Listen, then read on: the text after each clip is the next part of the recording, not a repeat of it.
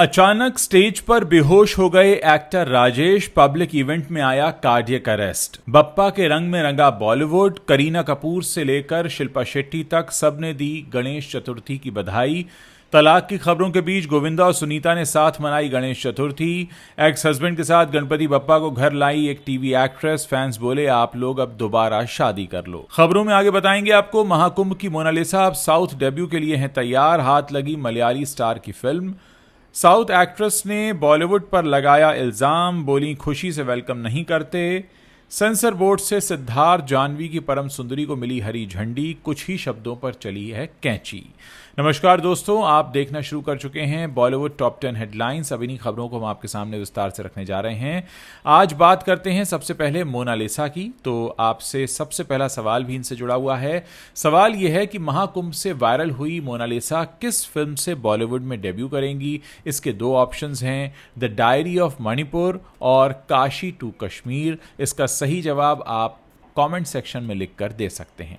महाकुंभ से वायरल हुई मोनालिसा की किस्मत उन पर पूरी तरह मेहरबान है। बॉलीवुड फिल्म साइन करने के बाद अब उनके हाथ एक साउथ की फिल्म भी लग गई है। मोनालिसा एक मलयाली स्टार के साथ एक मलयालम फिल्म के जरिए साउथ इंडियन फिल्म इंडस्ट्री में कदम रखने जा रही हैं। हाल ही में वो अपनी इस फिल्म की पूजा सेरेमनी में भी शामिल हुई। एक मैगजीन की रिपोर्ट के मुताबिक मोनालिसा मलयालम फिल्म नागम्बा से साउथ डेब्यू करने जा रही हैं। इस फिल्म में उनके साथ फिल्म नीलाथमारा से फेम पाने वाले एक्टर कैलाश नजर आएंगे।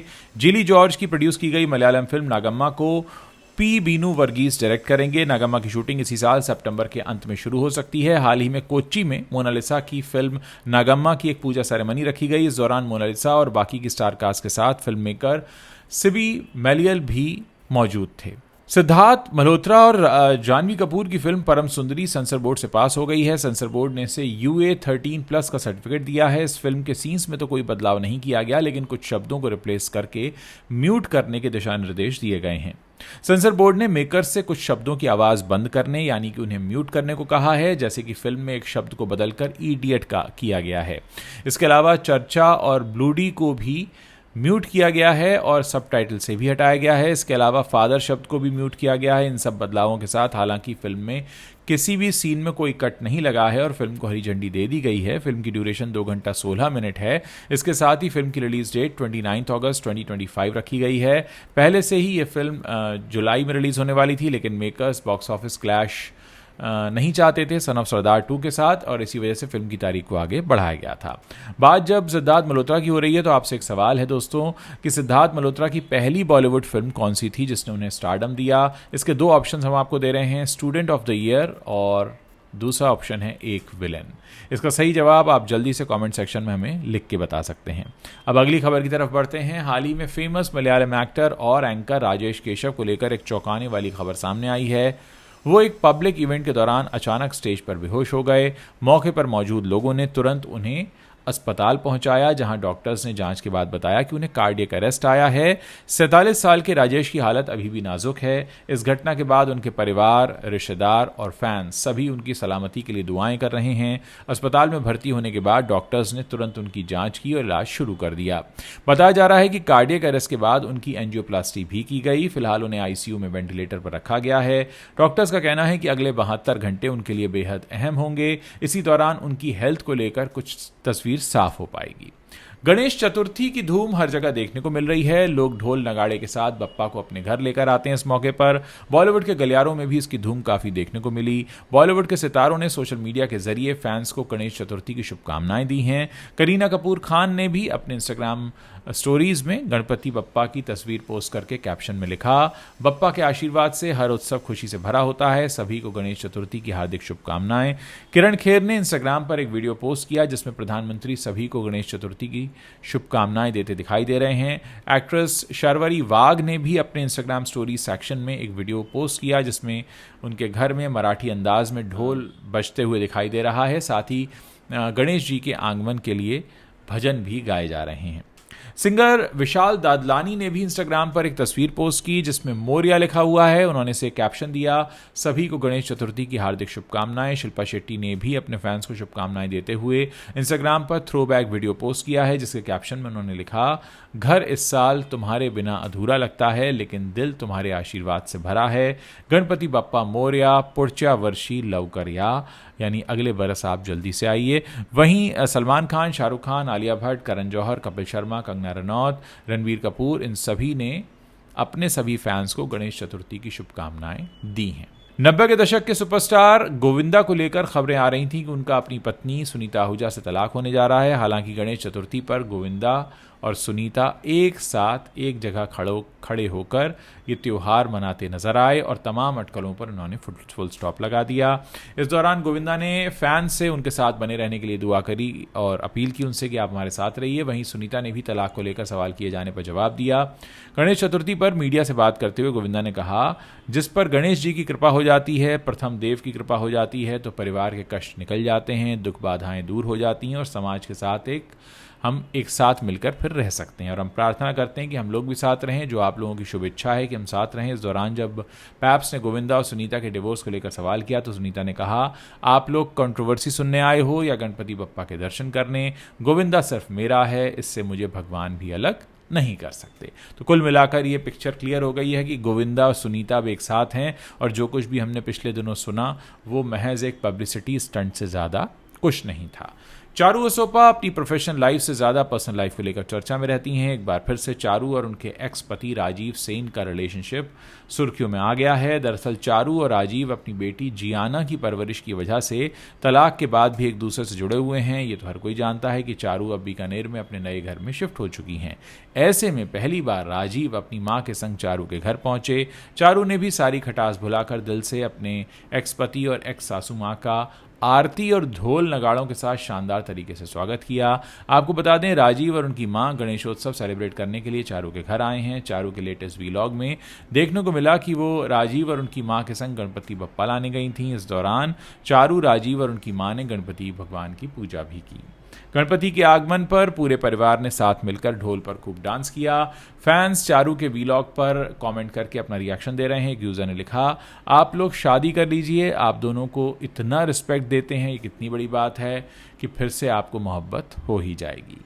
आगे बढ़ते हैं दोस्तों। साउथ के स्टार्स बॉलीवुड में कदम रख चुके हैं और कई सारे सेलिब्रिटीज ने बॉलीवुड में अपना शानदार डेब्यू भी किया है और एक दो फिल्मों के बाद ये गायब भी हो जाते हैं। अब साउथ की एक्ट्रेसेस का यह मानना है कि बॉलीवुड उन्हें खुले दिल से वेलकम नहीं करता।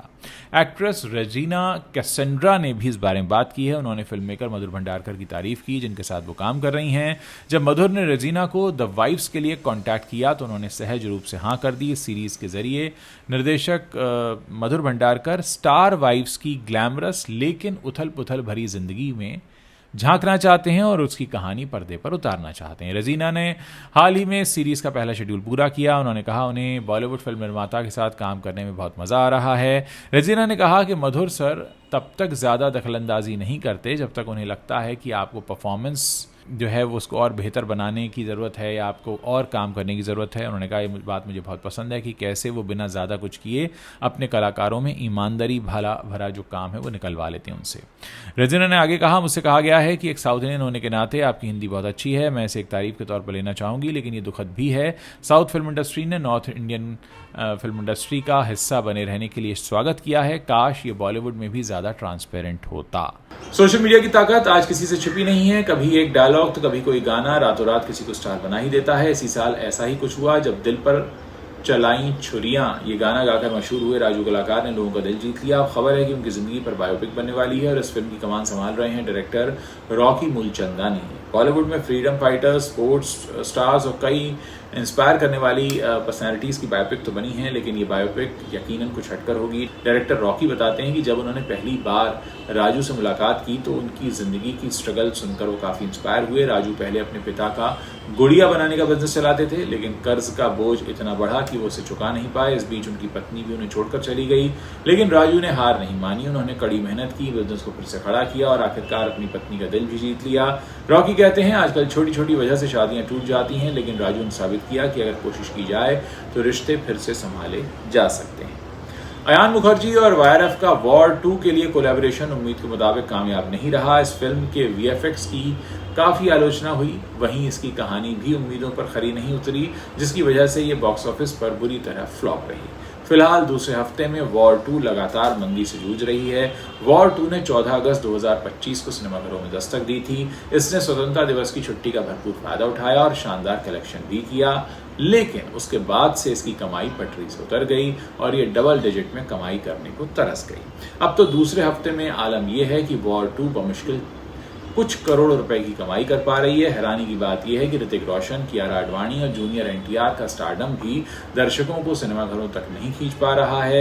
इसी के साथ इस बड़े बजट की फिल्म का भट्टा बैठ चुका है।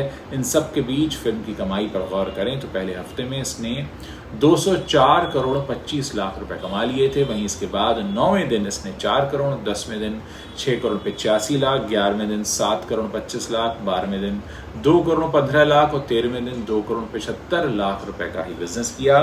वहीं सैकनेल की अर्ली ट्रेंड रिपोर्ट के मुताबिक वॉर 2 ने रिलीज के 14वें दिन यानी दूसरे बुधवार को 2 करोड़ 50 लाख का कलेक्शन किया। इसी के साथ वॉर 2 की 14 दिनों की कमाई अब 229 करोड़ 75 लाख रुपए हो चुकी है।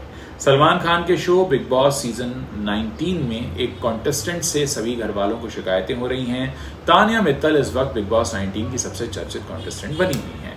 घर के अंदर और बाहर लोग उनकी बात कर रहे हैं और उन्हें ट्रोल भी कर रहे हैं। ये कहना गलत नहीं होगा कि तानिया मित्तल इस सीजन की अब तक की मोस्ट हेटेड कॉन्टेस्टेंट हैं। ये बात नॉमिनेशन टास्क में भी साबित हो गई। कॉन्टेस्टेंट्स अपने झगड़े भूलकर सिर्फ तानिया मित्तल को नॉमिनेट करने पर फोकस करते हुए नजर आए। आपको बता दें कि बिग बॉस सीजन 19 के पहले नॉमिनेशन टास्क में घर वालों की तानिया से खुन्नस देखने को मिली।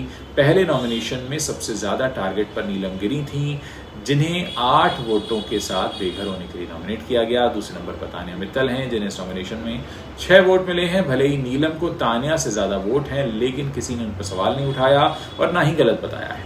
नीलम को इन्वॉल्वमेंट कम होने का आरोप लगाकर नॉमिनेट किया गया। दूसरी तरफ तानिया से बाकी कॉन्टेस्टेंट्स को कुछ शिकायतें भी थीं। सबसे पहले नेहल चुड़ासामा ने तानिया को वोट किया और कारण देते हुए बताया कि वो उन्हें रियल नहीं लगती। तानिया स्टोरीज बनाती हैं और लोगों को मैनिपुलेट करती हैं। फिर गौरव खन्ना ने भी तानिया मित्तल पर फेक होने का आरोप लगाया। उनका कहना है कि तानिया रियल नहीं खेल रही हैं। वहीं इस घर में उनकी सबसे बड़ी दुश्मन अशनूर कौर ने भी तानिया मित्तल को ही नॉमिनेट किया है। तो दोस्तों, ये वो 10 बड़ी खबरें हैं जो इंटरनेट से आती हैं और इस वक्त छाई हुई हैं। बॉलीवुड की खबरें हैं ये।